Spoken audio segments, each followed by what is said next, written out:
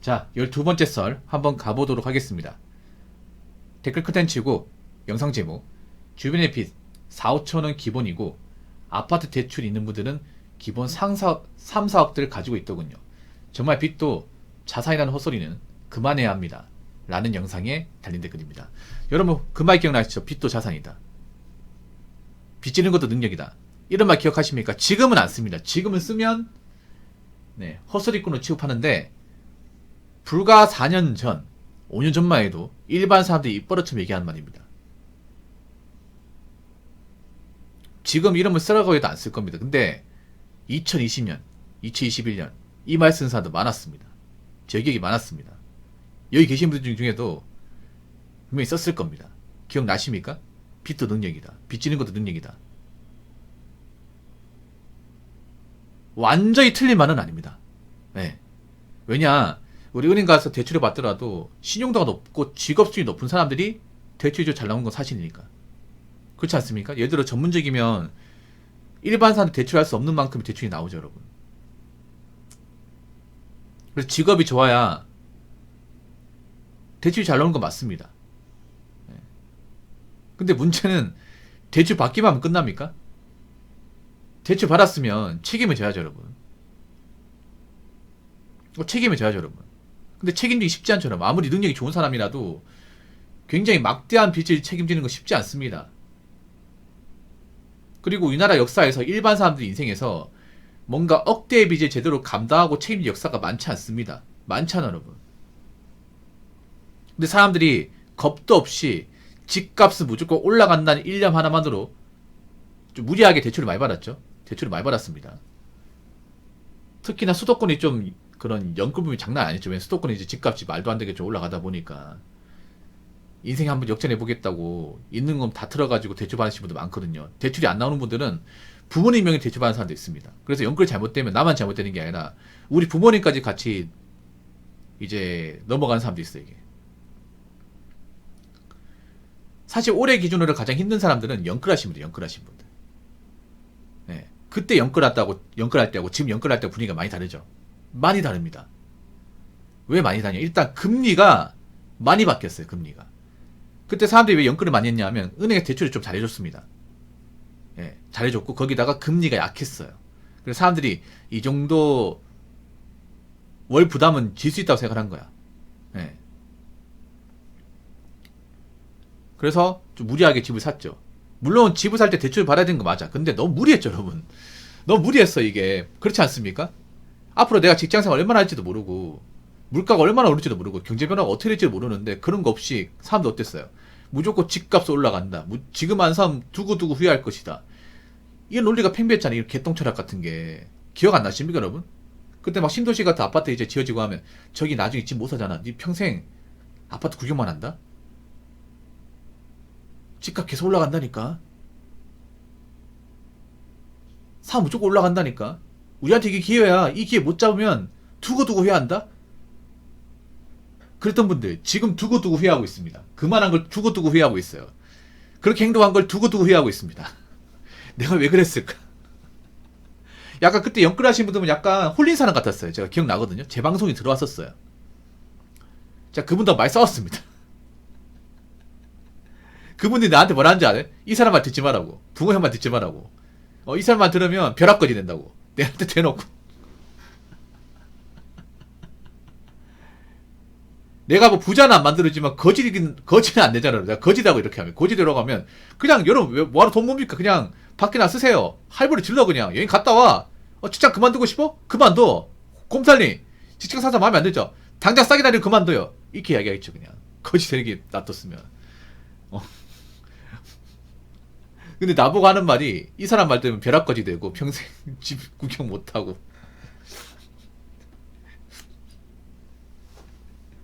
나한테 그런 이제 망언을 퍼뜨리는 거야.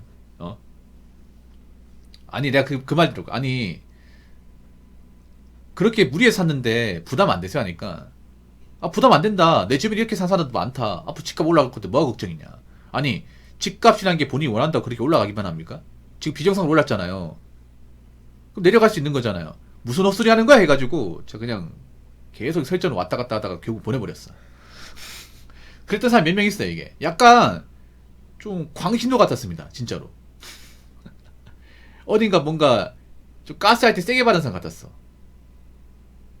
그분들 지금은 정상 돌아왔겠죠. 그분들. 예. 일단 영끌 하신 분들 힘들어진 게 뭐냐면 영끌 하신 분들이 D가 없어요. D가. 영끌이 뭐예요? 영어를 끌어모아서 있는 거 없는 다 갖다 부어서 집을 샀다는 거잖아. 대출을 5만상 넣어가지고 맞잖아요. D가 없는 거야. 이거 잘못되면 끝나는 거야, 여러분. 진짜로. 여러분들 뉴스를 통해 보신 분들 아시겠지만 영끌이 잘못돼가지고 일가족이 좀 안 좋은 선택한 그런 뉴스도 몇 번 나왔었습니다. 아실 거예요, 여러분. 이게 영끌이 잘못되면 나만 끝나는 게 아니라 우리 가족도 다 넘어가요. 우리 가족만 넘어가면 다행이겠지만 우리 뭐 부모님이나 장인들도 넘어간 집도 있어요, 여러분. 대출 크게 받으신 분들은.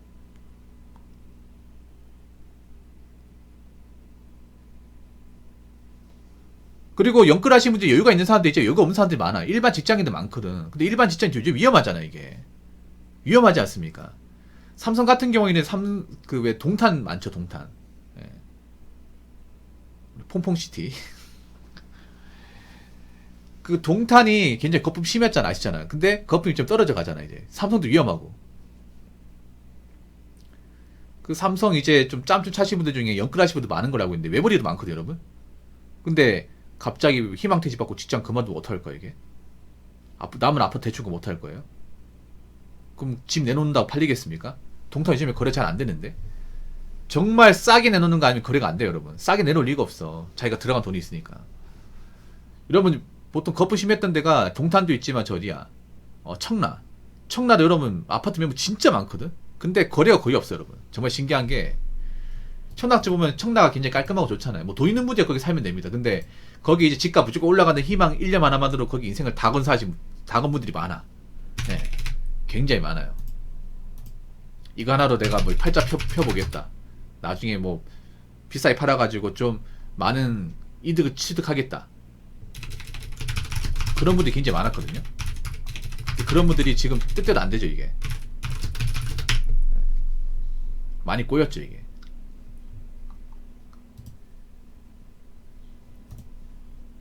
거래가 좀 있긴 한데 막 옛날처럼 비싸게 못 받아, 이게. 엄청 비싸게. 야, 청라도 한물 갔네. 청라가 보면 거래가 비쌀 때 막 9억짜리 갔다가 지금 6억 밑이에요. 몇 억이 떨어진 거야, 이게. 와. 이때 사신 분들 있을 텐데, 이때. 봐봐. 이때 보니까 9억 거래되신 분들 9억 산 사람이 있을 거 아니에요. 근데 지금 매매가가 이제 거의 6억 밑으로요. 6억 밑으로 내놔야 팔려. 장이 비싸게 주고 샀는데. 여기 돈 더 받겠다 올려버리면 안 팔리겠죠, 여러분? 안 팔립니다. 이런 아파트가 굉장히 많아요. 청라 쪽에. 굉장히 많습니다.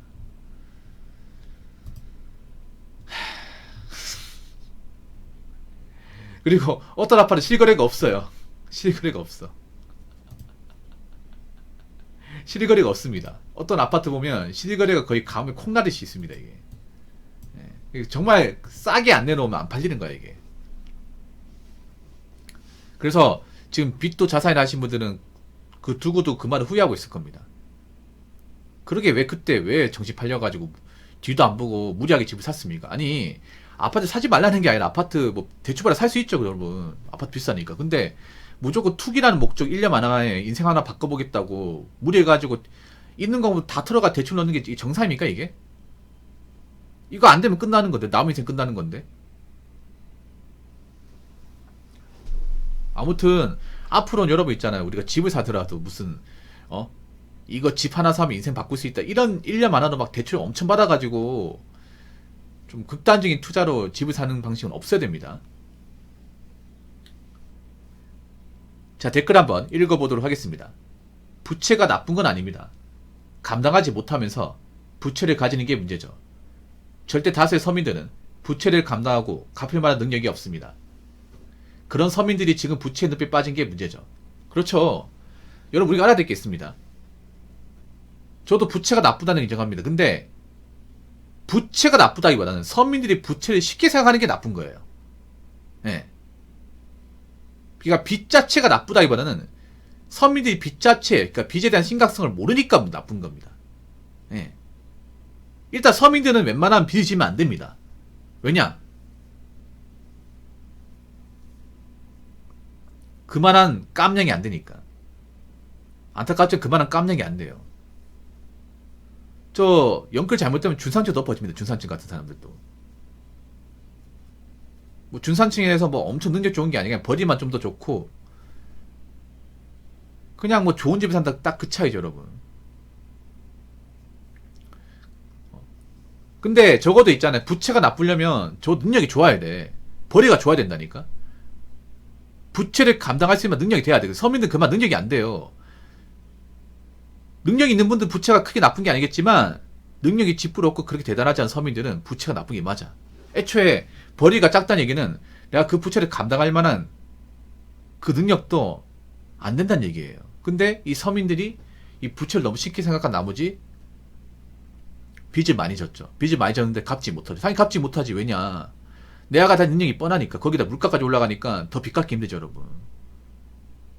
여러분 갑자기 내가 빚을 많이 지면 갚기 능력이 세집니까? 갑자기 일을 많이 합니까? 그런 게 어디 있습니까, 여러분?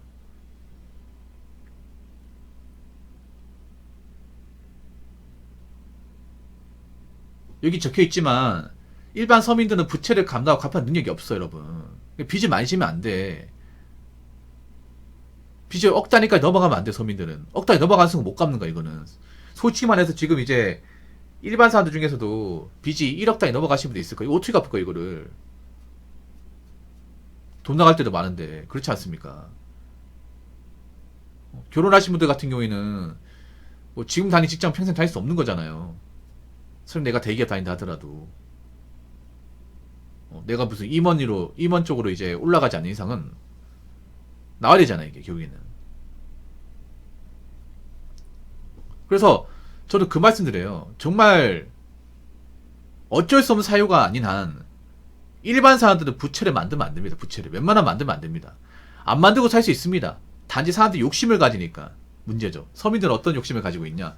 아유, 이렇게 돈 몰아가지고 언제 아파트 사냐. 이렇게 돈 몰아가지고 부자 못 된다. 그 뭔가 돌파가 필요한데, 그 뭘까? 그래, 투자를 해가지고 돈을 많이 불리는 거야. 그럼 뭐 대출 좀 많이 받아야 되는데 괜찮아. 나중에 잘 돼서 갚으면 돼. 근데 잘 안 되면 어떡할 거야. 그러니까 뒤가 없어, 이게. 아무튼 앞으로 여기 계신 분들 중에 뭐 특별하게 대단한 분들 많지 않을 겁니다. 그런 분들은 괜히 부채를 지려고 하지 마십시오. 부채 뭐 져가지고 대출 받아서 뭐 해보겠다는 생각하지 마십시오. 앞으로 부채 늪에 빠진 사람들은, 발을 담근 사람들은 발 빼기 힘들 겁니다. 다 갚지 않는 한. 그리고 이 중에서 좀 대출 금액이 크신 분들은 갚는 사람들이 많이 없을 거예요. 갚지 못하면 그분들은 재기하기 힘들겠죠. 아무튼 제가 아까 봤을 때 가장 큰 문제는 서민들이 부채 자체가 나쁘다는 것을 인지하지 못했기 때문에, 부채를 쉽게 받기 때문에 어떻게 보면 자신들이 이제 부채를 지게 되면서 그걸 감당하지 못하면서 여러 가지 문제가 생긴다. 여러 가지 문제가 생기면서 어떻게 보면 좀 스스로 나락에 빠진다. 이렇게 볼 수 있겠습니다. 자, 이상으로 12번째 썰 마치도록 하겠습니다.